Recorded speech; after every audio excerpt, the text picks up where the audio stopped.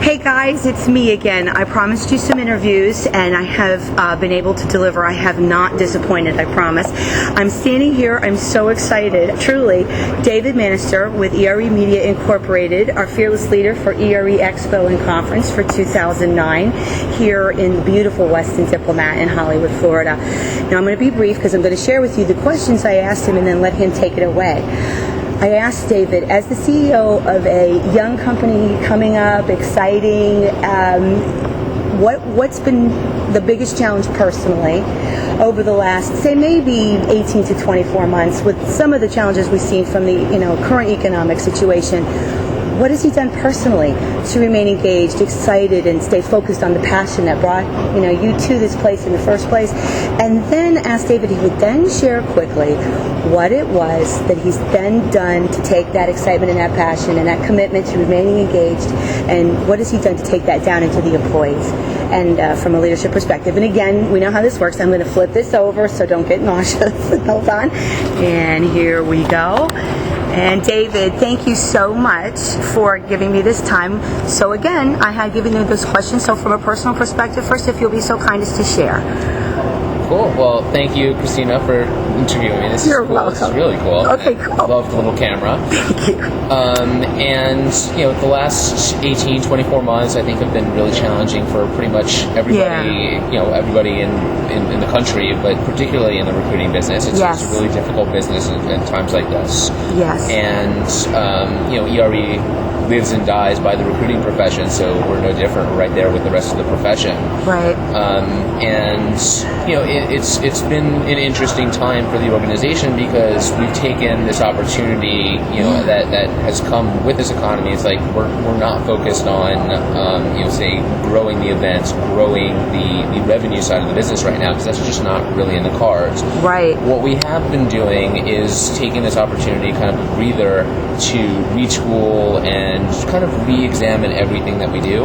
Wow. So our website, if you looked at what it was 12 months ago, 18 months ago, and compare it with what it is today, the entire platform is different. The social network is different. The blogs are now there that are different, and they're available for everybody there. The articles and the back end for that, and the fact that we can do video on the website, the fact that we can do audio on the website, podcasts, those kind of things that we just couldn't do technically. Those are all things that we've kind of taken advantage of this slow time in order to kind of go back. Things like being on top of social media and how it's impacting recruiting, launching the Social Recruiting Summit, finding those opportunities where they exist and focusing on those, because right now doing the same things that we were doing 18 months ago would not work as an organization. And you were kind of talking about engagement and challenge and how does that happen?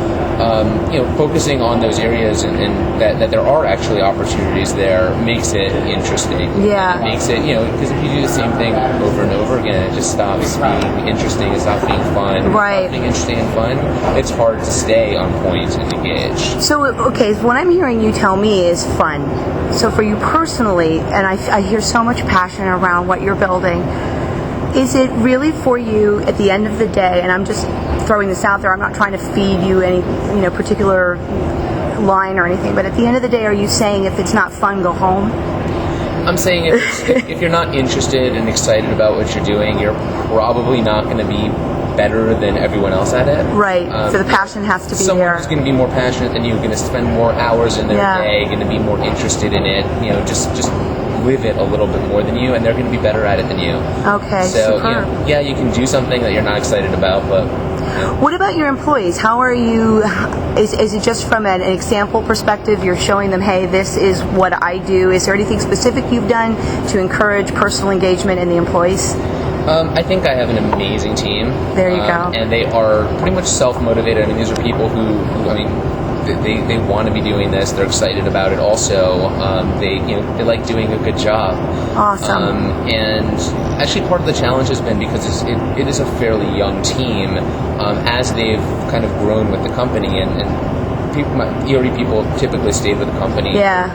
Very few people have left. Wonderful. Over the 10, 11 years that we've been in business, and they've kind of grown like through their own lives with the company. And as that's happened, people have moved, had children, gotten married, and the company has a very flexible lifestyle and working environment. People work from their homes for the most part. When they move, they can take their work with them to wherever they're going.